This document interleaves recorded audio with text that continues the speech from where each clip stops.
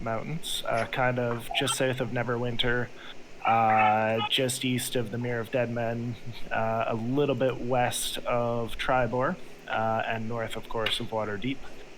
It is the setting for a lot of, or involved in a lot of Sword Coast released material.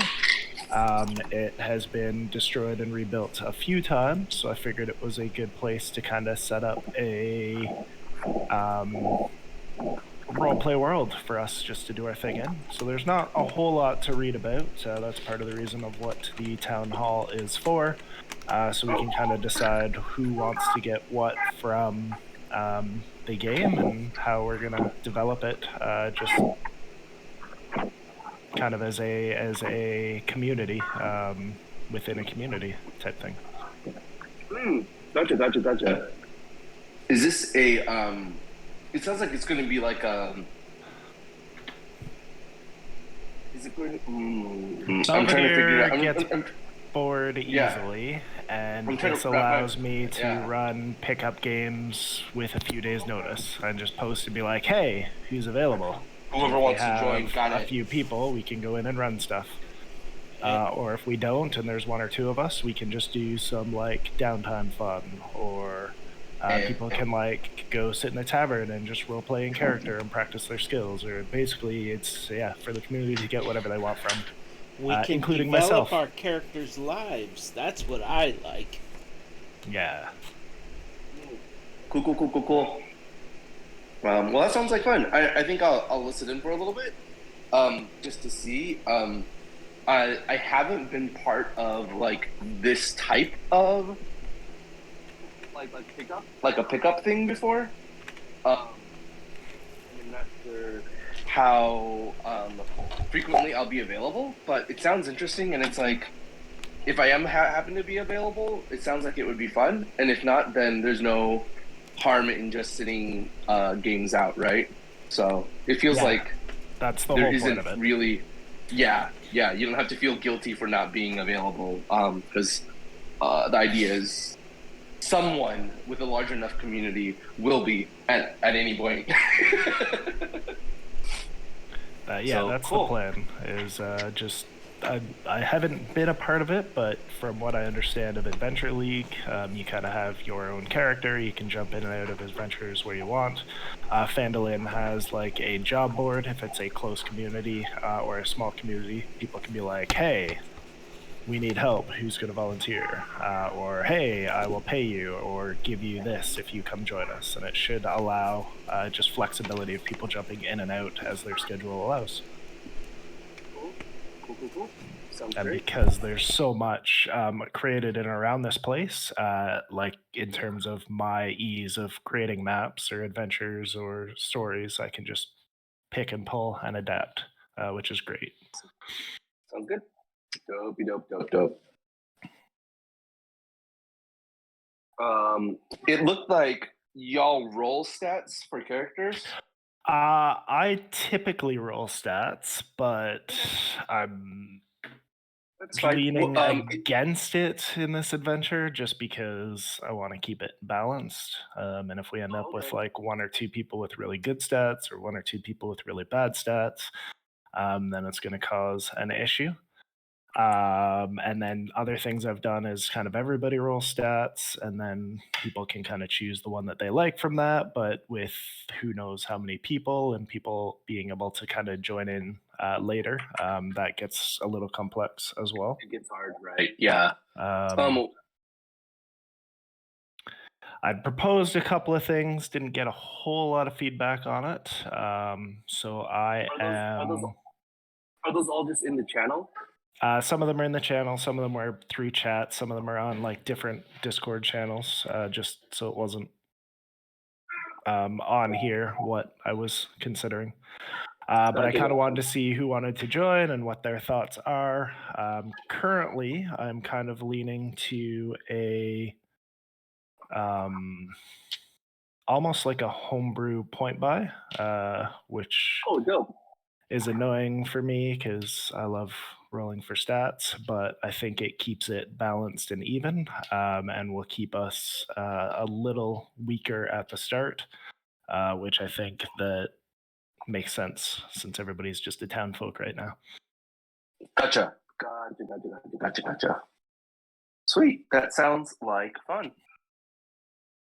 Um, when you say homebrew point by just like a homebrew table that y'all are will norm on. No, there will be. Well, I don't know. We'll get into it if that's what people want to go with. Then I'll start to give details and we can start to plan it out. No worries. Peace. I'm Eric, by the way. I was saying hi to Saint. Yeah, there you are. Happy wave. Have y'all never met? I don't think we've played together. I don't think we've ever played together, no. Yeah, we've never played together either, but we've talked lots. Eric and I mean. Yeah. We've played together, Yeah. We're Both of you have a familiar face. Yeah. Yeah. Tonight? We sure do. Okay. Assuming everybody wants to. Yeah. Right. Send me a link to your character sheet if I don't have it, just because I'd like to avoid an accidental TPK again tonight. My character sheet. Oh, me? Who?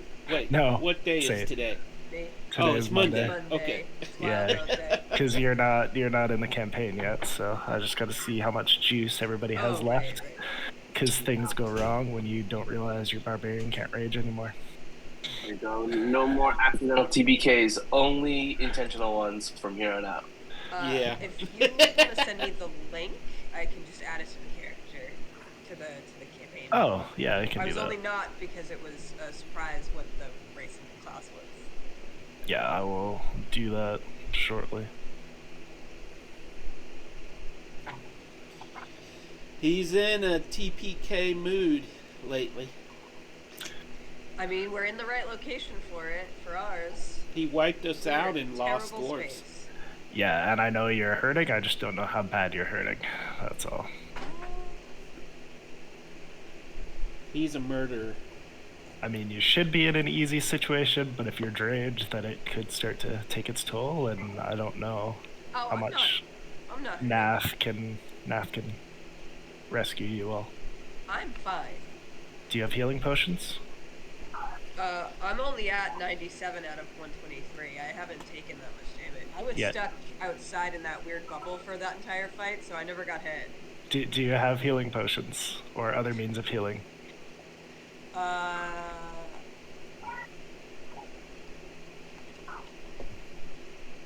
would be a no. Okay. So I won't kill you, but I have to make sure that you can save everybody else if need be. That's all. Yeah. So you're rejoining with a new character? Me? Yeah. No. No, I was not part of the original D&D Beyond campaign link because I was lying about what my race and class were to the rest of the group, and I didn't want them to be able to see it on there. Right. Because you were a doppelganger, right? I'm a changeling. And I was pretending to be a fire genasi, and I didn't want Mariana to know. So it's sort of like in Dragons, where everybody knows, well, there's a hexblood, but nobody should have known, so... So I just didn't join the D&D Beyond campaign. Got it. I guess you could have just... There isn't... Well, yeah, I guess it would mess around with your stats, right? I was going to say, I guess you could have just joined and then changed your race to Water Genasi. Or Fire Genasi. But then you wouldn't get the right traits, right? Yeah, or have no character, I guess. And I didn't want them to know I was a blood hunter yet, because I was pretending to be a fighter. Just knowing that, like, even hidden characters still displays all that. Yeah. Yeah. If it's private, it should just have, like, the name. Yeah. Oh, we short rested. That's right. So I'm fine because I have my lycanthrope back. I have my second wind, which will heal me a little bit. Yes. Short rests within the beads of force. Yeah. The only thing I don't have is my speak with animals back. That's the only thing I don't get back on my short rest. That was a great room. It was basically a That was terrible. room full of marbles, and every time they moved, they got stuck in like a new bead of force that imprisoned them. But we couldn't do anything, so we ended up just taking a short rest in every beat. Like we moved because it only lasted for 10 minutes, so we'd get stuck in I don't know how But to do math, 6 beads. if you were being pursued, though, it slows Yeah, it people wouldn't down bad. in Yeah, time to get that's like very true. caught. Was the whole intent behind the initial trap. You guys are just in the overflow.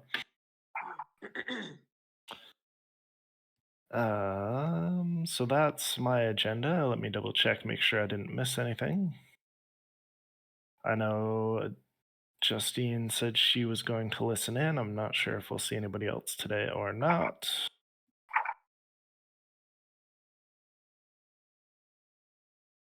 There you go. I sent it to you. Thank you.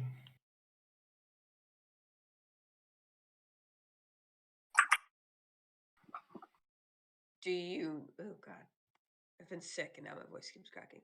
Do you need me to send you the werewolf version as well, or just the base?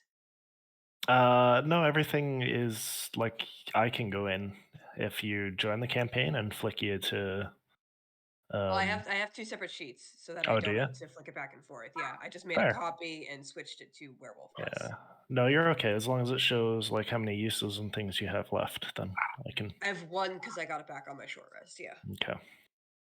yeah, it'll say it on there.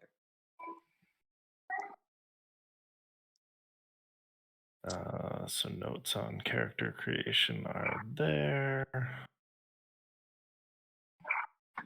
So are we starting off as everyone from the same town, like we all know each other, or is everyone a town folk from like a different nearby town? So I don't want to limit people. So I did ask that everybody kind of think of either if they're part of this town or what has brought them to town.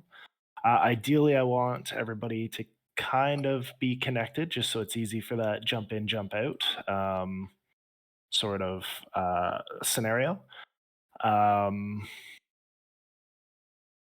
So, but I didn't want to limit people to like just who lives in Pandalin or who lives nearby. So you could have possibly come there for any number of reasons, and will be kind of staying there semi-permanently until you either leave the campaign or we finish up, or I kill you because that seems to be a thing. Not permanent. Don't worry, Eric. I have yet to. I think I've permanently killed a dwarf once, maybe twice. That's about it. No worries, man. I enjoy characters getting killed because that means we get to create another character. He That's killed fair. Creation. He killed 5 of my dwarves. Don't let him lie to you. I know, but that was like, I think you wanted him to, right?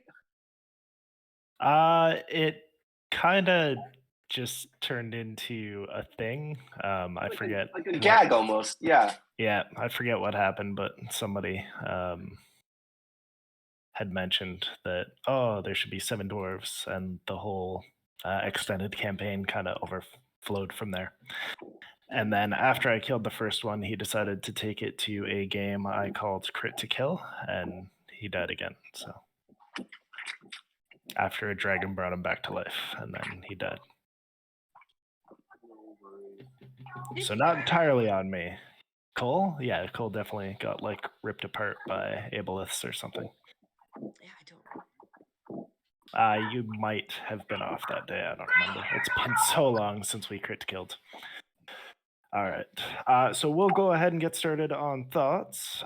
My first question is, when do we want the adventure timeline to happen? So given Pandalin, the adventures kind of take place along the same timeline as everything else. But I also have other campaigns going in there, so some players may prefer not to cross or mix. So there is the option of kind of the growth of Pandalin up until it was completely destroyed by orcs. or it can take place after it's been rebuilt during the current timeline that is D&D 5e, or we can take it up later, which would be kind of after the technically after when Dragon of Icespire Peak and Lost Mine of Phandelver occur. Either way, it will likely be linked into my whole world and have some changes in influence from mostly Lost Dwarves, but probably some Princes of the Apocalypse, likely linking into, if opportunity arises, Tomb of Annihilation and Storm King's Thunder as well. And possibly, if we get some guest DMs, there will be some overlap within Frost Maiden as well. So, who knows what may happen? So, if it was set after it was destroyed and rebuilt, right? Which is, you said, where 5e kind of starts it. Yeah. Is it still like being rebuilt, or is it like back to normal? So it is being rebuilt. There are a number of established places and NPCs and things already in existence that one could be working for or with or trying to begin a rivalry. It just depends on what our interests are in building out the town. Right. So if there's already 2 taverns, so somebody can build a third, or maybe they'd rather just not have competition. There's already like a blacksmith. Maybe somebody wants to be there to be a blacksmith. So again, they can be a rival, or so it doesn't really make a difference. It just depends on how much of the town you guys want to control as players and how much kind of exists already. I think that sounds like the most interesting time to be there, to me at least. When we could still like affect the town. I agree. I want to be the town healer. We know one is sorely missing, so.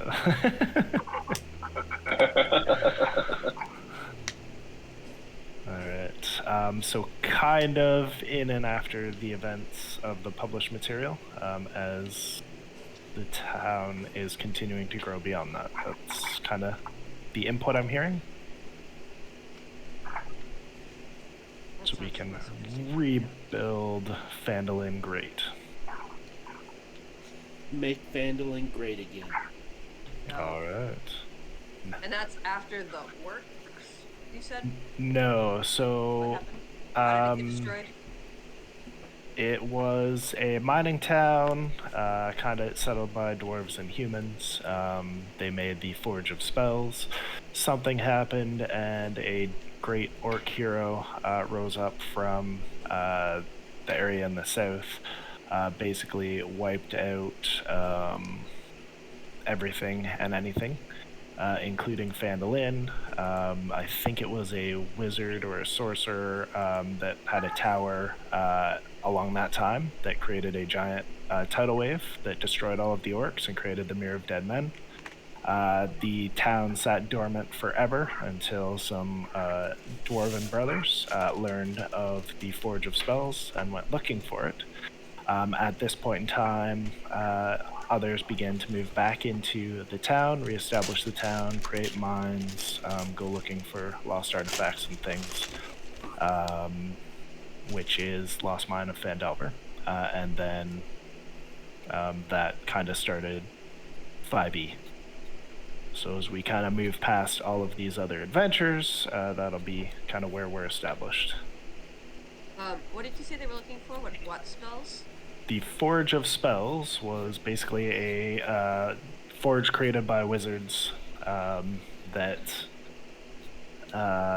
could be used to make powerful magic items and artifacts that got lost after the orcs destroyed everything. And in Lost Dwarves, they have found the forge, so some in the town may be aware of its location. Okay. I am recording the audio on this in case we need to refer to it. Nice. Did the Dwarven brothers who were looking for the Forge of Spells, did they kind of like set up in the town? Is that what like started people back in there? No, the town had been kind of growing already just from mining. So Fandolin itself. Sorry, let me switch.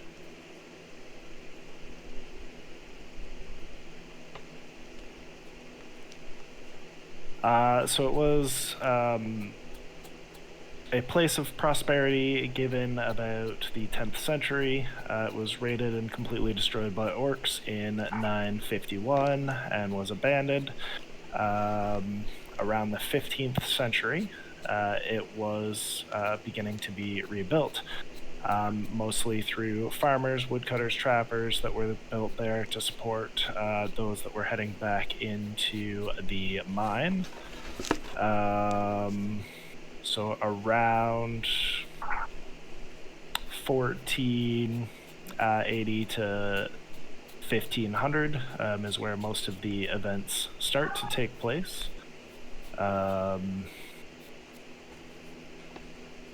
And they were the Rock Seeker brothers that had went to go mining, but had learned of the Forge of Spells and had a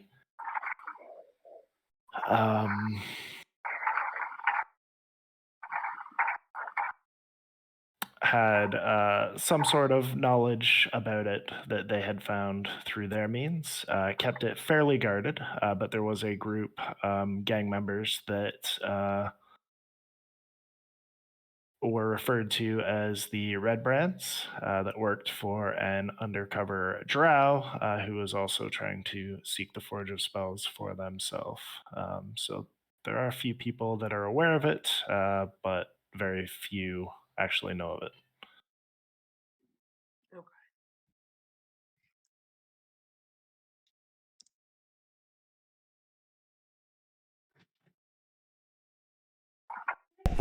Sounds like it's going to be a lot of fun. Yeah. Yeah. It also sounds like even if we're not like doing an adventure, we could still be like building something in the town, which is That is kind the of fun plan. too. Yeah. All right. Any other questions on adventure timeline? What else is occurring? Where else is it occurring? Would this be before any of the other games that are set here as well? Uh,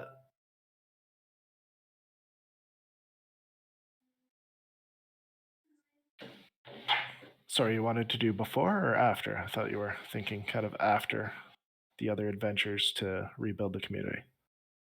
I don't know. I have no idea what the timeline is. Okay. I don't either. I don't Okay. know. Is it after? Yeah. So in theory, Princes of the Apocalypse takes place around 1491. So it could be around or after that as well.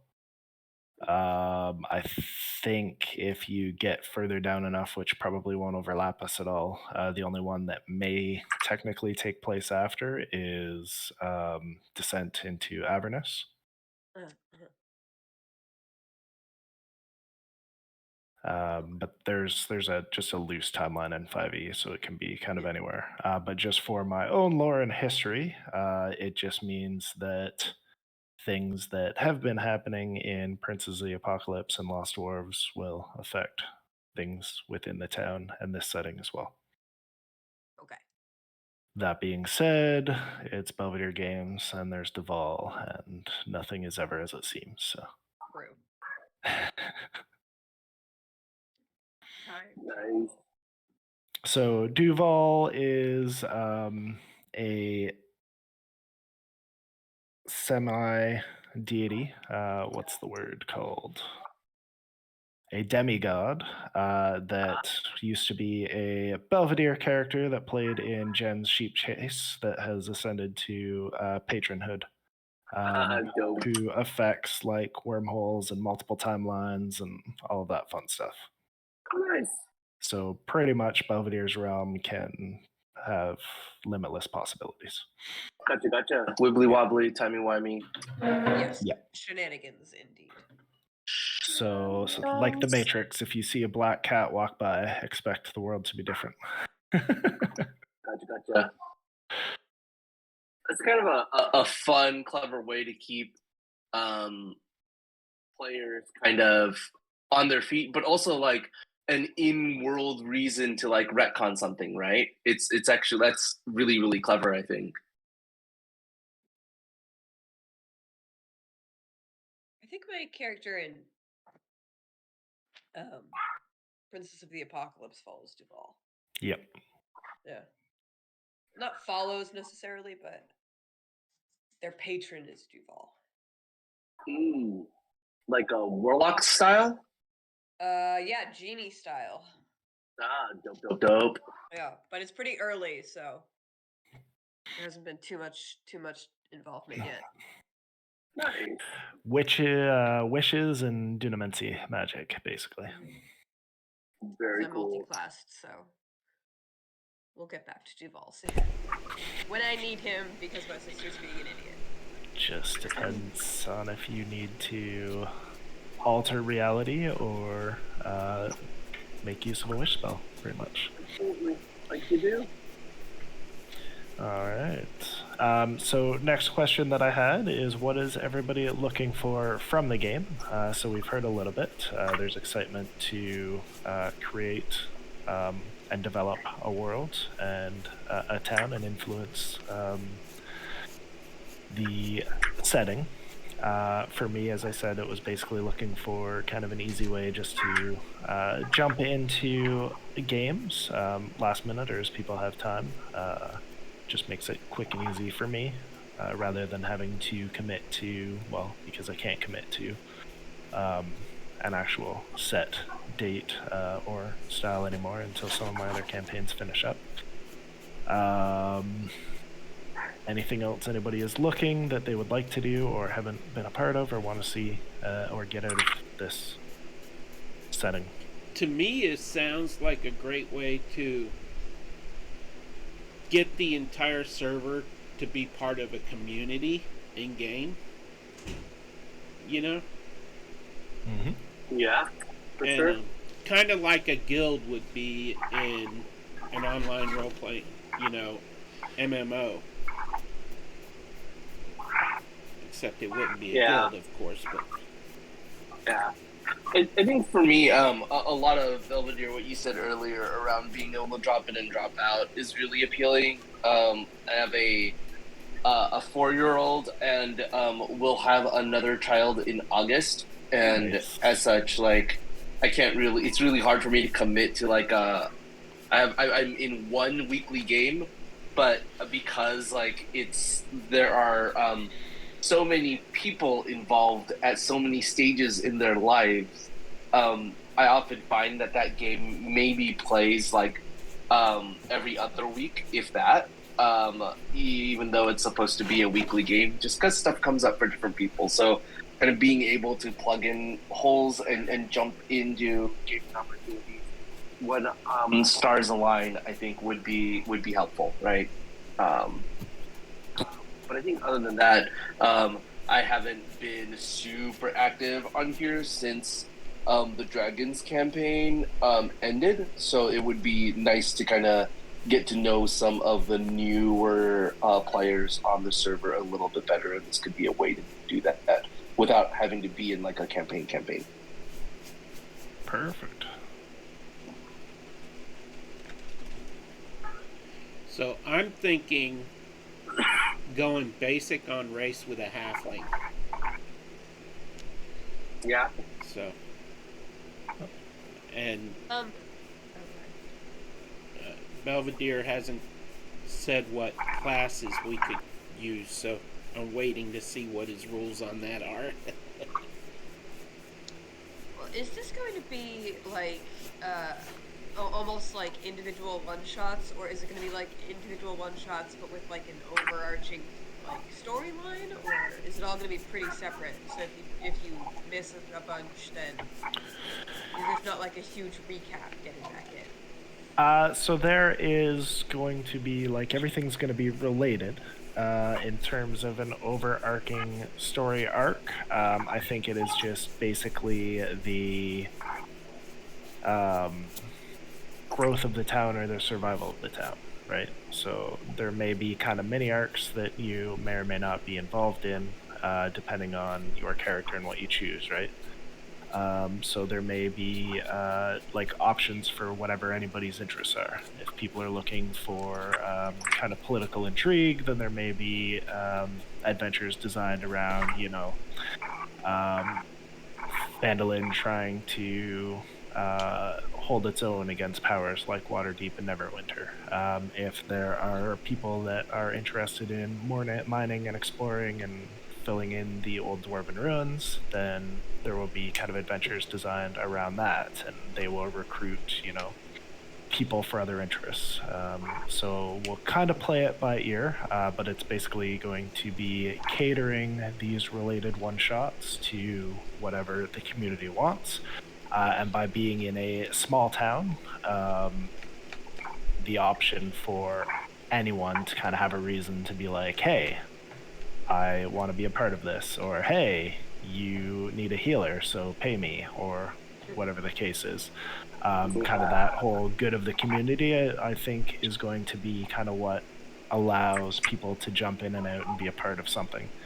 And then depending on who is in those games will be kind of where I take the role, or somebody else will take the role of this person and this person are available. What type of scenario would interest them? So there'll be kind of, like, as I said, within this setting, there's probably, I don't know, at least 20 maps and different things that hopefully myself or somebody can just pull from and be like, hey, we're going to do this today because these people are in and that makes sense for their interests. So, for example, our characters might be sitting in the tavern and hear NPCs talking about how such and such went and battled the whatever, or we might get news about the other campaigns that way, right? The other games.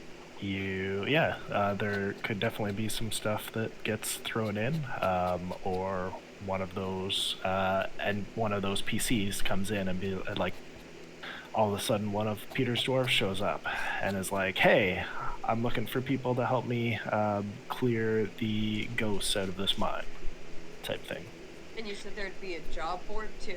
There is a job board at the town hall that things get posted, so that makes it quick and easy. I can just jump in, and there can be like 3 or 5 notices up there, and you guys can read through and be like, we want to do this one today, as a group type thing.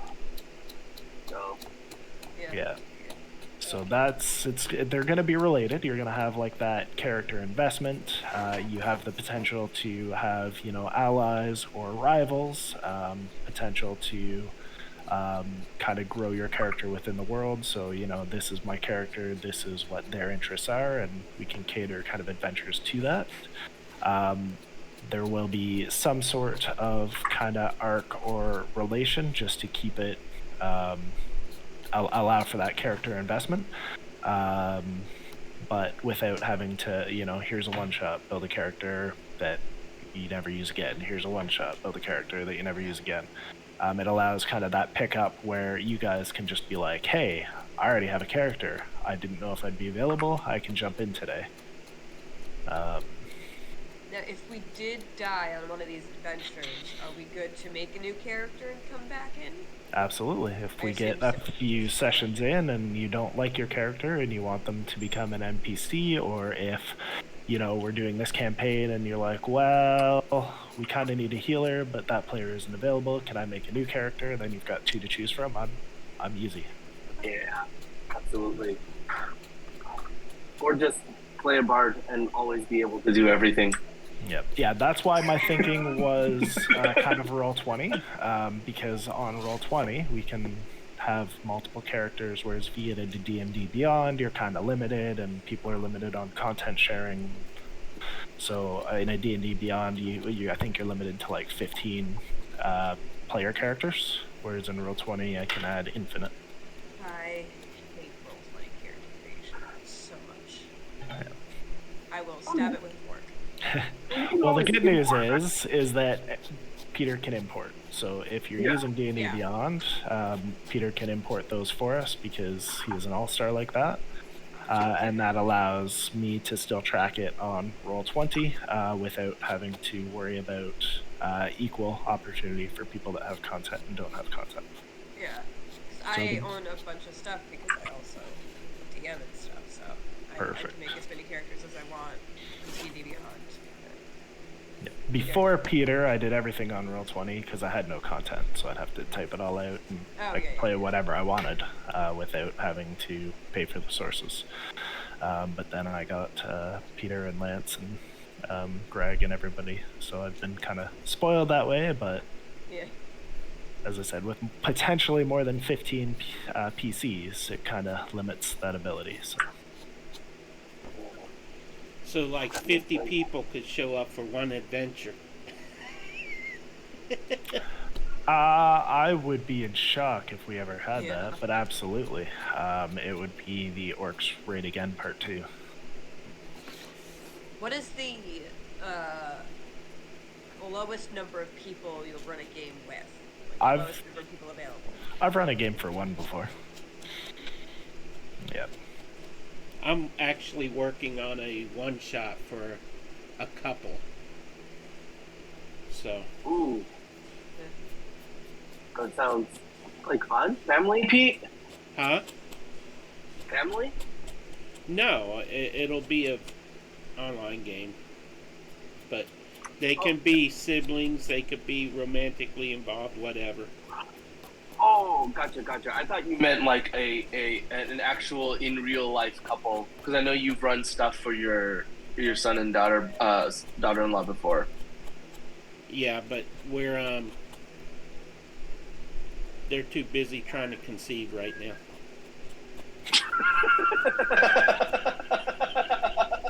Oh, I forgot this is recorded. So if you hear something in the background, there you go. Just oh God. No, the campaign, Saint, does have like sidekicks and stuff built into it too. So if somebody does want to do a game and only one person has time that day, then there's the option to fill that in with one or two sidekicks as well, so they can run through and do a little mini mission. We should start up a bank in the town. So I'm just gonna go there. Here, I'm gonna drop off my gold. There you go. Definitely do not run the bank and have stolen all the gold and escaped town. So there definitely is a miner's exchange that is a little bit shady, so a rival bank is a great thing to add to the town. I work there. That's my character. I work in the shady bank. Shady bank. Shady bank. Buy up all the homes and then jack up rent. And then create a housing bubble and then kingpin. Oh no, too much like real life.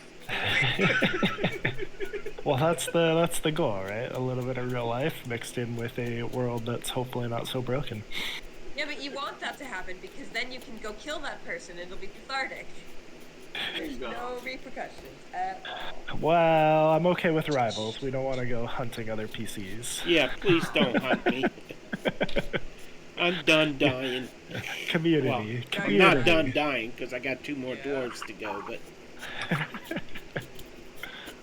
Alright, anything else anybody is looking for from the game, would like to see, would like an opportunity to do or expand upon something that you've possibly done in the past?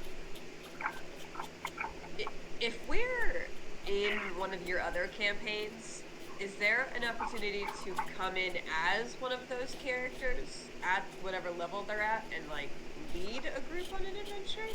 Yeah, absolutely.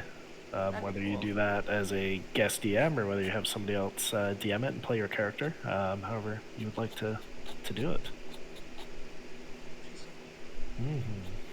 And given the timeline that we pick, there would be kind of the opportunity to do it before or after some of those. maybe a little bit harder, but in the middle. What would someone else ask? Character creation. Yeah, we can move on to character creation.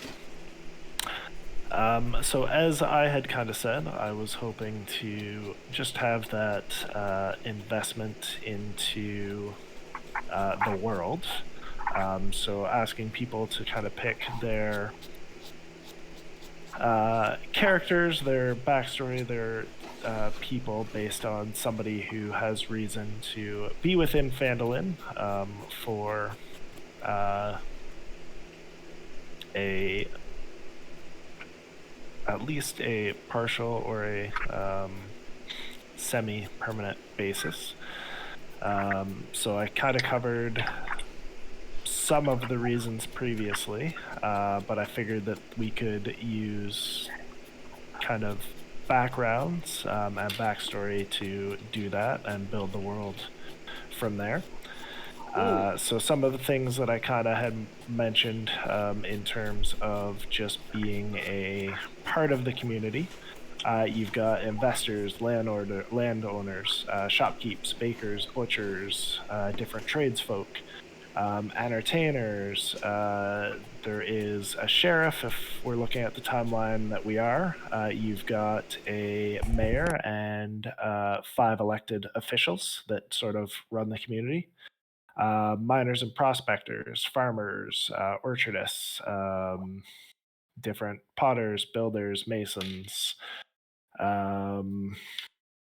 and then of course your standard laborers, possibly like a militia, potential mercenaries or swords for hire, importers, exporters, basically any role that I think we could adapt to a background that can help build out somebody's story or character. And then once established, as I said, we're going to start low level, kind of go Adventure League, almost experience based. So there is potential for mixed parties, just to see kind of that dynamic if somebody's a level or 2 above. But we will kind of use, if somebody is only in one campaign every few months and somebody else is playing a couple times a month, then we'll look at like downtime or training and stuff to bridge that gap, depending on the player. I mean, I wouldn't mind being like a level 2 player in with a bunch of level 5s just to be like, hey, you guys have to protect the runt type thing. But those are my thoughts, and then kind of the thought that I have on stats and building and stuff. Keep it fairly even off the start with a little bit of flexibility, but hopefully keep us at a point where we are not seeing any huge power dynamics, especially with a mix of veterans and new players. And I know there's a couple of max minners on the server and a couple people like me that just don't play their character anyways. So the whole thing is just trying to keep it open and fun for all. And I think that balancing is the key to that. So that's why, as much as I love rolling for stats, I'm kind of leaning towards avoiding it this time. Gotcha. I think that sounds great. And then you had mentioned earlier you were thinking about some sort of modified point buy. Did you want to get into the mechanics of kind of what you're thinking? Yeah, before we get into mechanics, was there any other thought on character creation, backstory, anything like that? Or does everybody seem okay with kind of my thoughts? So would we start at level 0 as a commoner and then build from there, or would we start at level 1?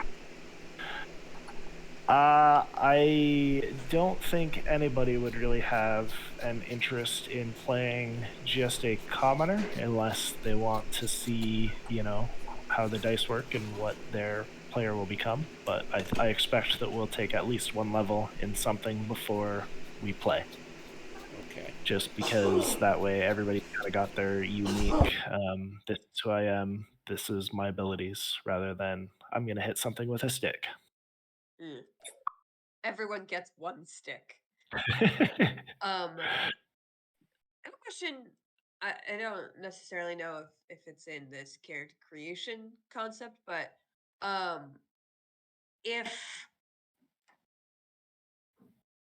uh totally lost the thread of thought.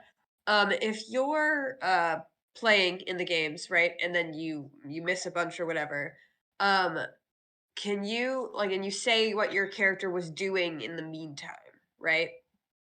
When you come back, is there a like downtime sort of like learn a new skill ability or something?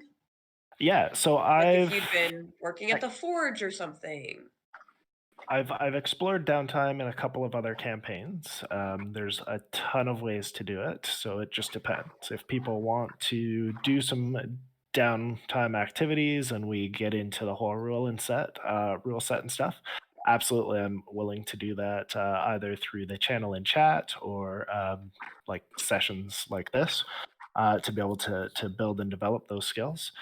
If we are just looking at not wanting to have kind of that power gap between somebody who plays often and somebody who's only available once in a while, then we can use some sort of training or skill building to level that person up to be equivalent to whatever group they're playing with. Okay, gotcha. So those are both options for me, kind of depending on what people like. So if you're just trying to expand your character through downtime activities, I'm okay with it. If you're just worried about, I missed the last 6 games, these guys are 2 levels above me, I kind of don't want to play with them. Can I level up 2 levels? Absolutely. Gotcha. Okay. As I said, I'm good playing with somebody like 2 or 3 levels above me, but I know not everybody would be.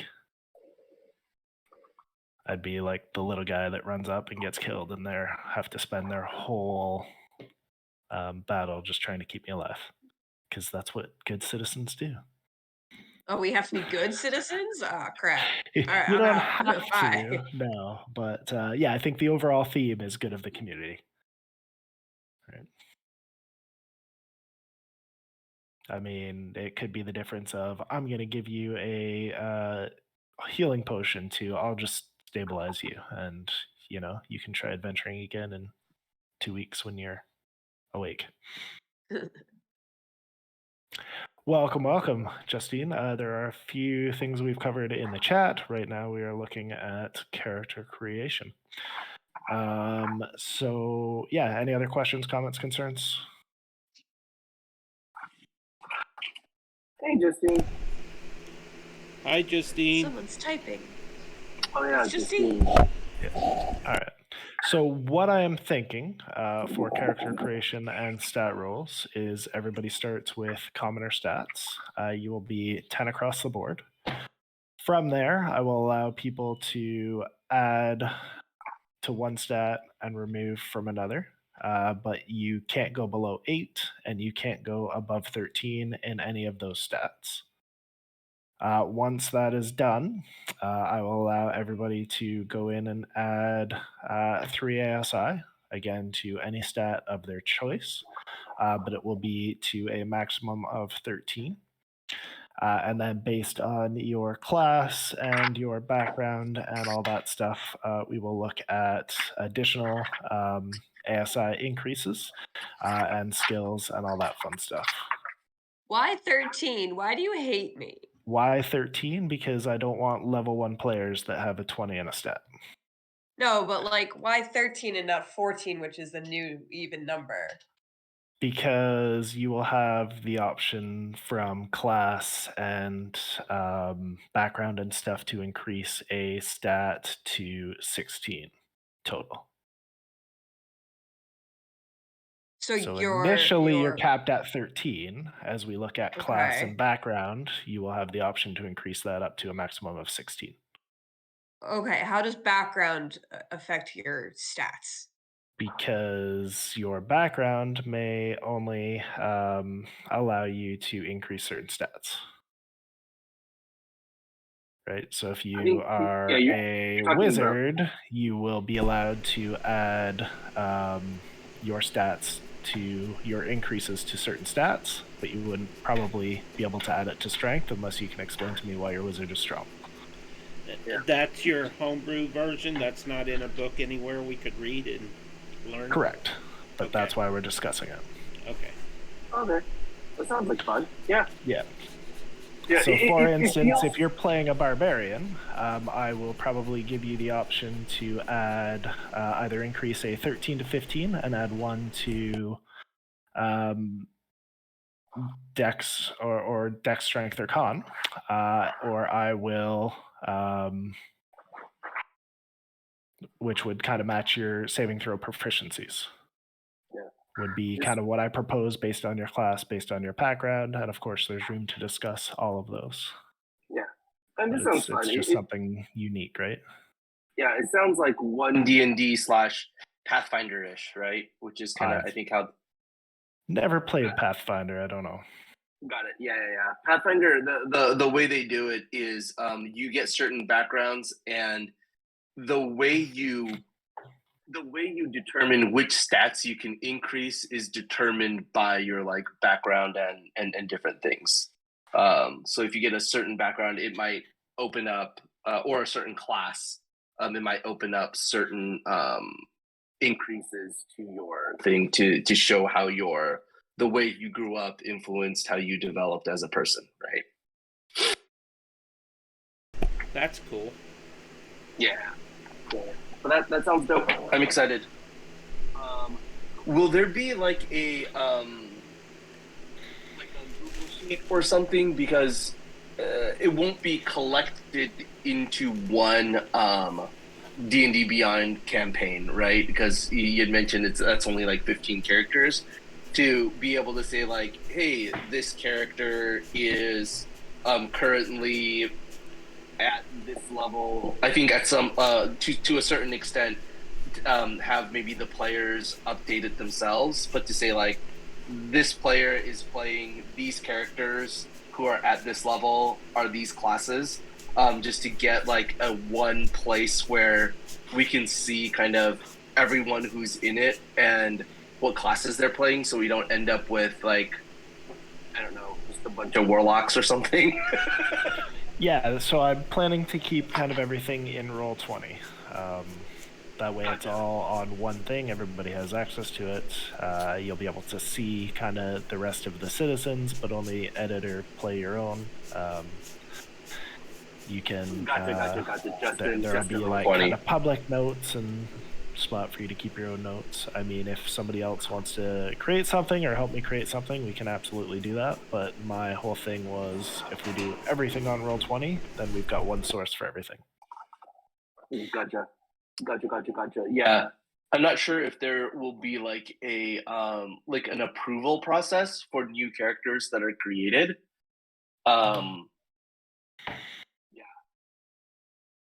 Yeah, no, I want it to be fairly open and free, kind of for anyone. So as I said, if there's anything that somebody wants that is different, it's just a matter of, hey, this is what I think I would like, and if it makes sense, then we'll go from there. Will you be posting the stat rules so that we can make sure we do it right? Yeah, if this is the feedback that we are getting, and you guys seem to be on board to try it, then I can kind of post them from there. And then we'll carry on. Or if you guys want to be the guinea pigs and you've got your character ideas ready, we can even get into some of that today. My character's name is Par Ohmsford. Justine, Peter is recording as well, so if you miss anything, we can replay it. Yeah. I'm just recording audio. I have not thought about a character yet. That's okay. But I'll wait to see what everyone else says. I generally create characters that fill in gaps, which is why I end up playing bards so often. Yeah, but there, in this case, there's bound to be a lot of duplicate classes because Right. Well, and honestly, it's there to play something that you want, right? So you don't have to cater your character to any campaign or any niche. Just pick who you want to play, maybe a subclass or a character or race or something that you've never really tried because you don't want to kind of lag behind or not hold yourself up in a party. If there is something like, say, a battle rager that somebody really, really wants to play, but it's considered garbage, then we can look at how we can use some of the suggested changes to build them up into an equal PC, right? Through some of the optional rules or some of the rule change suggestions that have been posted through different places. So my goal is to kind of look at those subclasses that are least played or kind of more niche or considered underpowered, and how to kind of allow them to play here or be showcased here or adjust them accordingly, which is why I had kind of posted like optional spell lists. If you add optional spells to an already considered OP or top tier subclass, then it makes them that much better. But if you add it to one of like the mid level, then it makes them more comparable type thing, or else allows them to fit a different niche instead of kind of competing to the one that's always better type thing. Saint, you were about to say something? Yes. Yeah, backtracking just a little bit. So if we're doing all of it on Roll20 or importing it from D&D Beyond, whatever, when you say all of it, are we rolling on there as well? Oh no, I don't care how you roll. Okay. If we get to a point where somebody in the community is having issues, then I may have to crack down on that. But so far, I haven't really encountered any of that within our community. And you could create your character on D&D Beyond, and we can import it. So yeah, if you're playing and rolling from D&D Beyond, that's fine. If people are using real dice, that's fine. If somebody notices that so-and-so never rolls below a 15, then I might have to have a conversation with them. I know right where Eric's mind went. If on my smite I'm always hitting a 20, then I may have to have that conversation type thing. But I think that if we're going to do this, it's trusting and building that community that is the most important. So yeah, I've only met one person who's done that. They don't play in this community, but it got to the point where I could predict when they were going to nat 20, call it out to the other players in a separate chat, and I would be right, like 80% of the time, because it would always be Belvedere always rolls nat 20s. Yeah, so that's why I take pictures. Time. Yeah. It doesn't matter if it's digital or physical. He always rolls them. That's awesome. You like the anti-Will Wheaton. That's how he got the Captain Crit nickname. Mostly as a DM, yeah. Dope. Cool. Justine said they're interested in playing a druid. Are there any subclasses? I know you had mentioned underpowered versus super top tier. Are there any subclasses you are thinking of outright banning? I don't want to. As things go and progress, there may be things that I adjust or change just to keep it more balanced. Gotcha. Yeah. And if we do get a metagamer, a power gamer in there, I don't want them to kind of just run the whole session. So if that happens kind of once or twice, then I may make adjustments just to make sure that everybody has fun in later games type thing. Are the races limited to Forgotten Realms? No, so any race or play can be done. As I've mentioned, if you are choosing the old version, everything you do is from the old version. If you're choosing the new version, then everything you do is from the new version. No kind of mixing and matching legacy and regular. Forgotten Realms and D&D in general has done a great job in expanding just because these aren't common within the Forgotten Realms doesn't mean they can't be played within that setting. It's just a matter of coming up with a reason that makes sense for why your character is in Pandalin at a low level.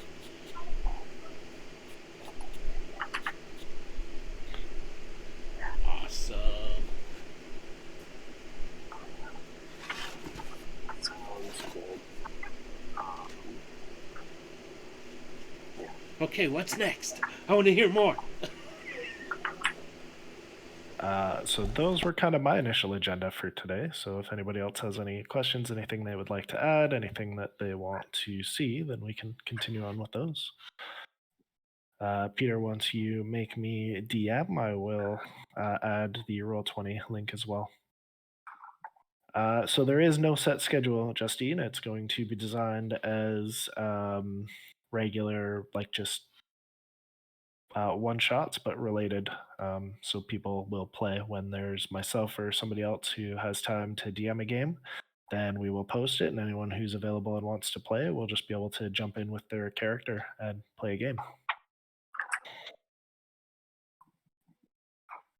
I expect that there will be probably a few. I could see it even being like the off weeks for Frost Maiden on Tuesdays. I could see it being. I will probably run possibly some Wednesday evening campaigns, possibly some Friday or Thursday evening campaigns, depending. I am pretty okay with most of the people I know DMing games. I don't think anybody's gonna kind of go in and ruin it for anybody. So if I'm not available and somebody else wants to run a game, I have no problem with them kind of running a game. It'll just be more so consistent. I think we're okay to adapt a little bit, but if we're using my table rules and then all of a sudden you can't cast 2 spells on a turn, then somebody might have some concerns with that. That's all. All right. Well, I gotta go run an errand, so if you guys are still on, I'll jump back in later. But see you All later, right. guys. And yes, Justine, we can do some co-DMing. Yeah. Just staying super excited about it.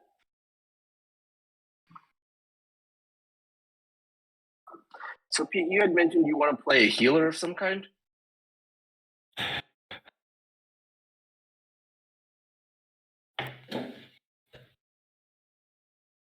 Was that a question to me?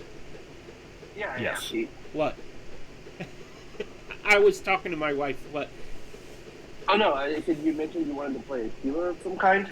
Yeah, I'm gonna play a cleric, a tempest, halfling. Oh, okay. Gotcha. Although the fact that we can use other races makes me really want to play a Kender, but I want to be a non-irritating character for a change. Probably a good call. Yeah. Is that possible? He has had at least 2 likable characters that I'm aware of. Definitely avoid dwarves and halflings, maybe satyrs. I mean, does Pete have a bad track record with satyrs, dwarves, and halflings? So I know of at least 3 of his dwarves that everybody wanted to kill. I know of a halfling that was killed multiple times. And I know a couple of satyrs that were pretty much used as fodder because people didn't like them very much. My bard wasn't bad. I liked Gallivant. Your team didn't like Gallivant. I also like Cole, and your team didn't like Cole. Just depends on who you're playing with, I guess.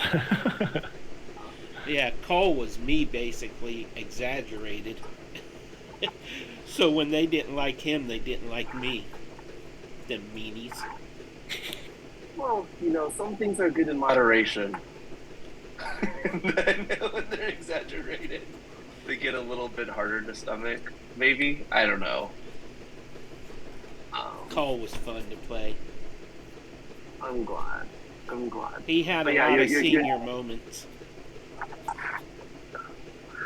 So if you were thinking of a Tempest cleric, Yep. you've played a Tempest cleric many times though, is right? playing a Tempest cleric currently. Yeah, that's kind of your go-to comfort zone. Have you ever considered a divine soul sorcerer, Pete? Playing one. He's playing one of those too, actually. Yeah. Okay, well, never mind then. I guess if you've tried it, then what do you call it? Yeah, it's I no let worries. that. What game is that again? I'm blank here. Methus, your divine Oh, soul. that's right. Yeah, I let the players vote on what I had to play. That was actually my pick for him to play. Yeah. Yeah, because it lets you be a healer, but you get a lot of other interesting options too from being a sorcerer. Of course, I had to make them unique. If you haven't seen Legends of Methus, I really encourage you to check it out. Gotcha. Just said is about a druid. So, Does he know what type of druid want to play?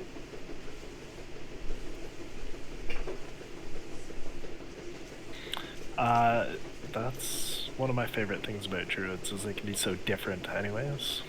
Yeah, they really can.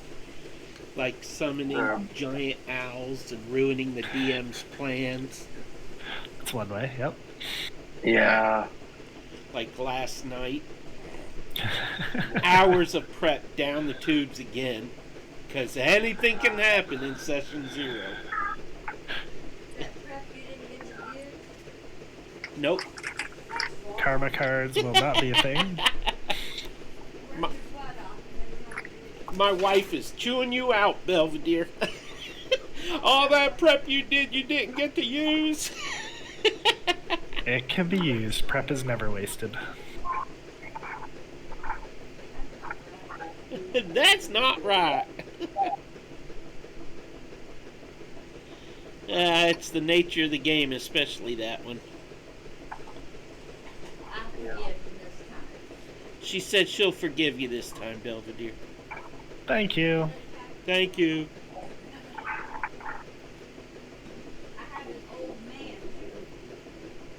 Yeah. Over there, I was thinking about really overpowered subclasses that I never play. Overpowered or underpowered? Really overpowered classes that I never play, and the only ones that I'm worried about, I think, are Twilight and Peace Cleric. I think Peace Cleric because the emboldening bond and the especially in a pickup game, it gets really hard to figure out who should tank which hits, and I feel like it has the probability, the potential to really slow things down. And what level is that feature at? I think it's like much higher, right? Let me see. I think it's like, is it 6? So it'll be a while before we need to.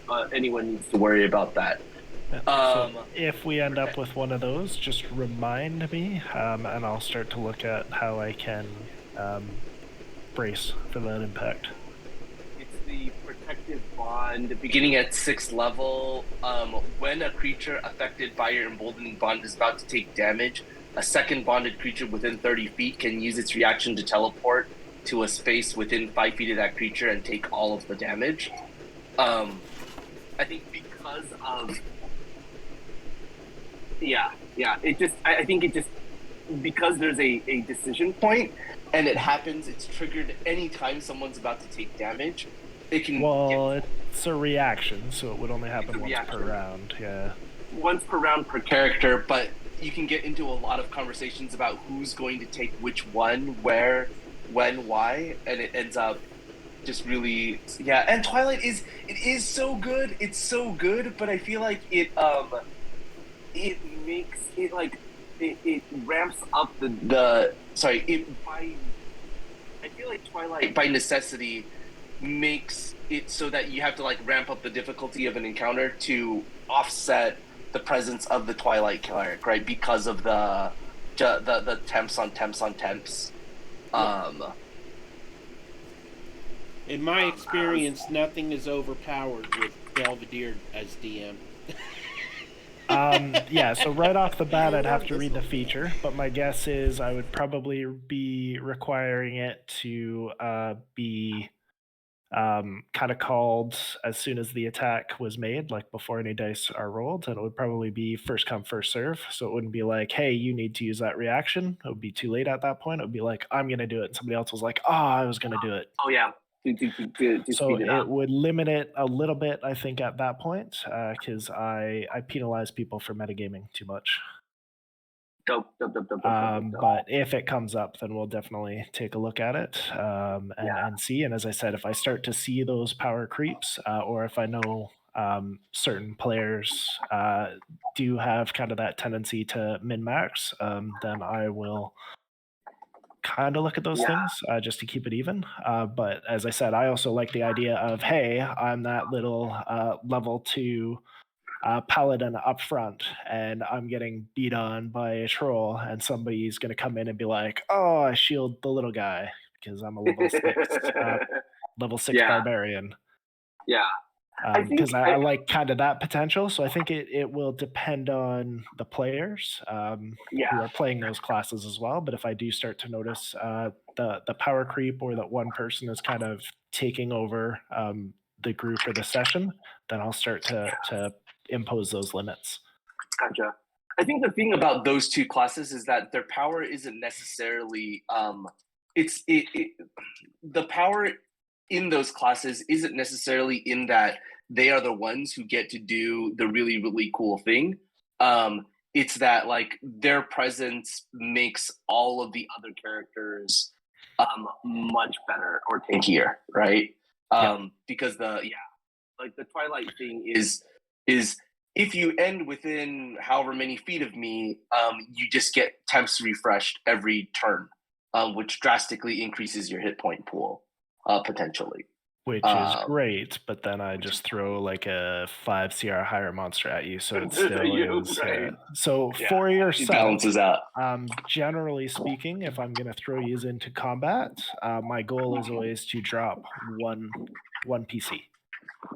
Because if there's no challenge in a combat, then what's the point in running a combat? Right. There's no stakes. So no matter what you do or buff, my plan is to I'm never trying to kill anybody, but if there isn't a risk there, then why are we playing it the combat? Right. Drop one PC. Have somebody drop one PC, like one player. Yeah. If Absolutely. you happen to get a couple, then great. But if I'm gonna throw like a horde of goblins at you that you're gonna walk through, I'll just have each person kind of describe to me, what's your character doing, what spells you're using, what ability. Like I don't need to spend an hour and a half rolling dice if the combat's already decided. It'll just be like, hey, burn a few resources that you were gonna use, and let's move on to the next thing. If I'm going to throw a combat at it, there's going to be some sort of risk involved, or it'll be just to eat resources so that I can put up the monster that I've been wanting to use that will still give you a challenge that you would probably walk through otherwise. Cool. Yep. I like that. What classes do you feel like you are underplayed that you would really like to see take advantage of the tweaks you are thinking of? Maybe like homebrewing, right? Yeah, I can't really answer that because I play whatever I play. Like right now, I'm playing a druid that has yet to wild shape because that's not how I'm playing my druid. I play a rogue that is basically a druid. Because that's just the character to me. So for myself, I kind of don't really. When it gets to a point where I feel like I'm holding the rest of the party back, then I push a little bit harder into that niche. But being like an underpowered character doesn't affect me. Doesn't bother But you. it's more giving people kind of that opportunity to be like, hey, I like the concept of playing one of these, but I can't keep up to the rest of the party and they just get mad at me. And okay, so how can we make that character that you really want to play playable so that you don't feel that?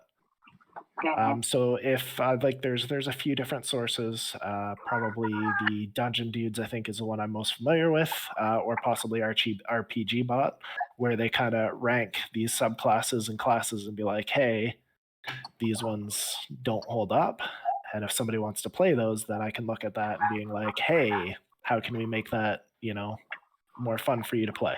So that you can, I want to be a Brunner Battlehammer. So how do we make that playable for you? Or generally speaking, like an Inquisitor Rogue, in the wrong campaign, that subclass is useless. So can you do 1 or 2 sessions for me where I can really like use this ability, type thing? Gotcha. Wonder if Jen would be interested in something like this too. She had this great character named Ash over at Nerdlandia. I miss Ash.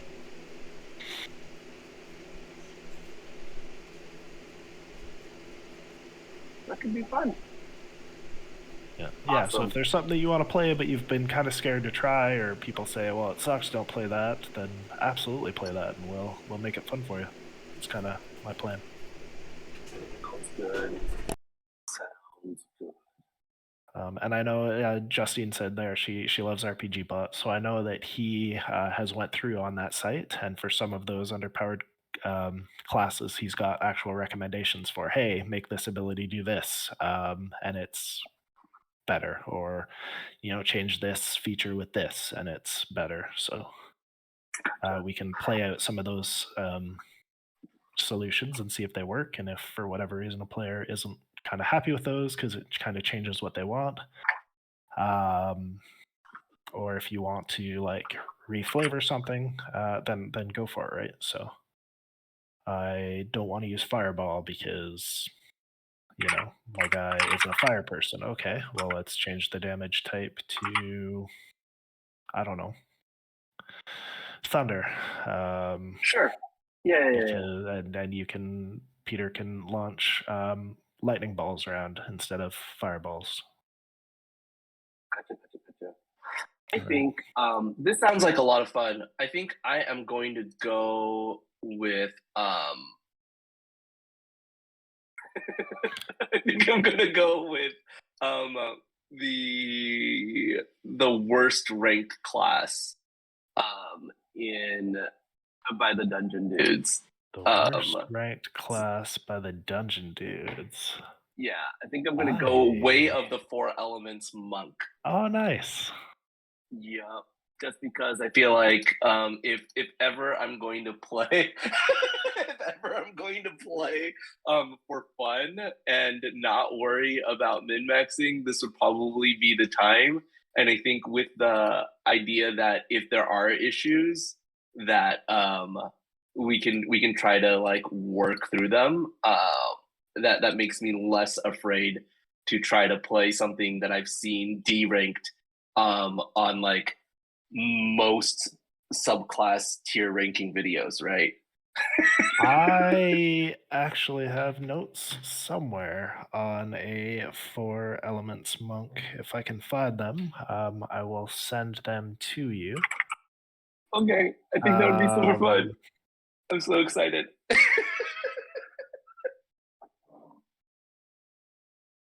Yeah, and if not, then we'll make them up as we go. Yeah. Monks are my favorite. I love monks. I haven't played with a lot of monks. I think I've played in one campaign with someone who was a monk and the multi-classed into something else. Yeah. But yeah, I like the flavor of monks a lot. Yeah, I just haven't.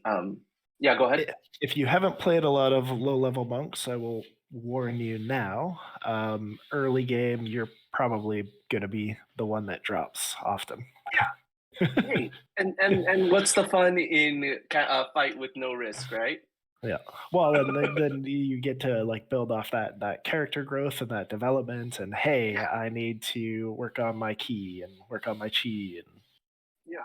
I mean, uh, you just meditate in downtime. yeah, there are a few other subclasses that are hated as much as a four elements monk. So I'm excited for that. Exactly. So I'm gonna go. I'm gonna go right for it, man. That's. I think it'll be. I think it'll be fun. Super excited for that. And All finally right. play out my Avatar: The Last Airbender fantasies, right? Yeah, really. Are you going to focus on one element, or are you going to be like the I don't even know. It's been so long since I watched that show. What's he called? Where you're like the master of all. Master of all. Yeah, I don't know. I need to think about that. I think it would be more fun to diversify, just because it feels less min maxy to do that, and more flavorful. Um, but yeah, I think I will think about it. Yeah, yeah, yeah, yeah. Okay. But I'm excited. I'll start thinking about it and maybe coming up with some ideas. But nothing. Yeah. Would you be a Genasi? Maybe.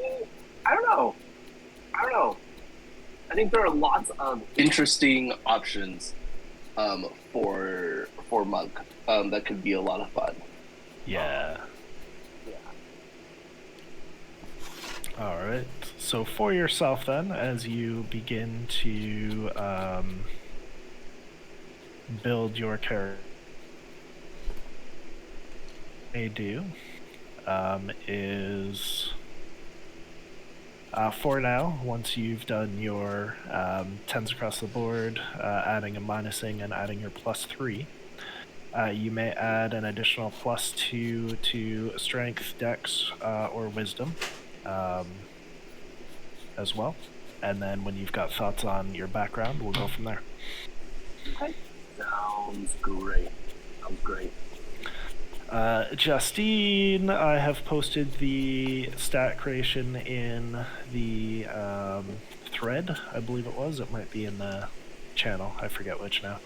But for a druid, once you've went through all of that building, you may add +2 to either your intelligence, wisdom, or constitution, and proficiency in that saving throw as well. Peter, for cleric, you will be doing wisdom or charisma, and proficiency in that, which for any of you, depending on how you've played out your character, gives you a potential for having a 16 in one of those stats, and your next highest one would be a 13 somewhere, potentially. Or a 15 and a 14, I think you could do as well. And then, yeah, as you've got kind of thoughts on your background, I can add in there as well. I think I just posted the third one kind of explaining that boost. But as you build your character, proficiency in saving throws and any of your skills, tools, equipment, and starting gold, you will just ignore for now. Same with tools, weapons, all of that fun stuff. That will all come out as we look at backgrounds further.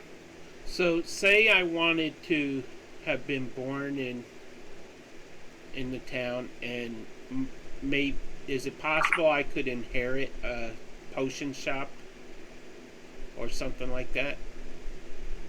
Anything is possible. That is why we are here, to play out your fantasies and role-playing wants and desires. So yes, you may own a potion shop with a giant lightning rod on the top that you use to ionize your potions. I don't know. Well, it would just be healing or restoration potions. Okay. Because he's a healer. Yeah, so that's fine. Healer and cleric.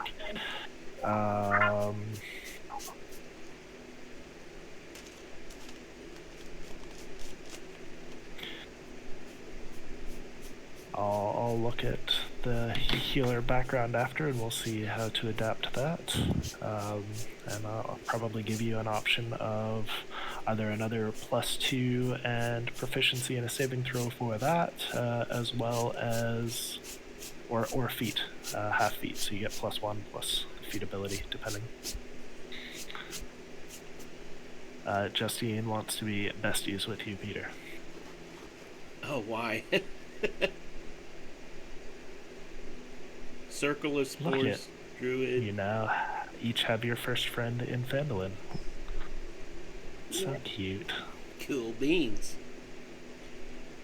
I will be a simple halfling healer. Oh, he's going with halfling. Alright. Don't say I didn't warn you. Well, I'm gonna play him strategically. As long as Razo's not in here, you don't have to worry about Jesse, so he might be okay. Who knows? Raza might play a character from time to time. Mariana, too. Yes, but not Sunder, so you might be safe. Although he does like his barbarians, so we'll see. I don't even know. I suppose I should make a character or two for if I jump in on a guest DM game. Good deal. Nice. And there's nothing to say that you can't create multiple characters, right? And just take the one out you want to play for the specific party. Yeah, I don't necessarily have any concerns with it. I don't want somebody with like 50 different characters. I would prefer kind of that, like, the opportunity for people to, you know, build relationships and things as well. But as I said, if somebody wants to try somebody else, or they get sick of the character that they have, or, you know, this character is here and I don't want Captain Crit to kill him, so they're going to be an NPC and I'll start playing with this character type thing. Or, hey, I really like this person, they're going to go join, you know, somebody's Out of the Abyss game, or somebody's Storm King's Thunder game, or there will be all those options as well. So. Gotcha. All right, man. Sounds super fun.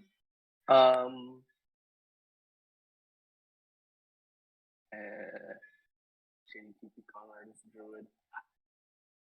Nice. Check out my herbal remedies.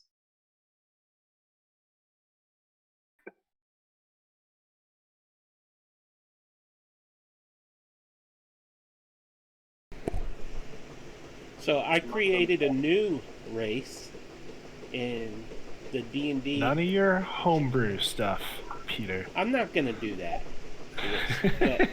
But this is called an Owlin Bear. Oh, you created it. Yes, I saw that. Yeah, I where didn't realize you created it. at level 1, it gets a variation of primal savagery called Owlbear Savagery, and you can transform your mouth or beak into an owlbear beak, or your talons into owlbear claws. And then at level 3, which is an owlbear is CR3, you can wild shape into an owlbear. Otherwise, it's just an owlin. But so it's balanced. I don't know. We'll see. But I'm not going to play it in this We've game. got druids for that. We've got Path of the Beast barbarians for that. We've got shifters for that. It's just for kicks. I'm just giving you a hard time. I look forward to playing it in Aquaria.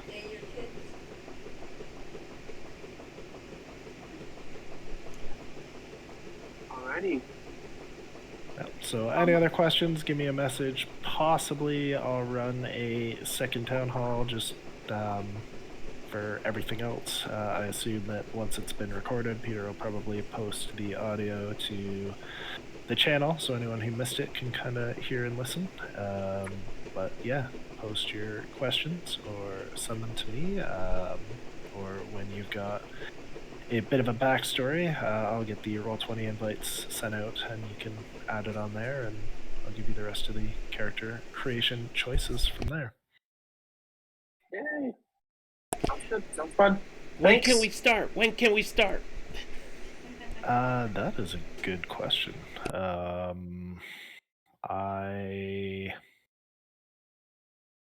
don't know. We'll see.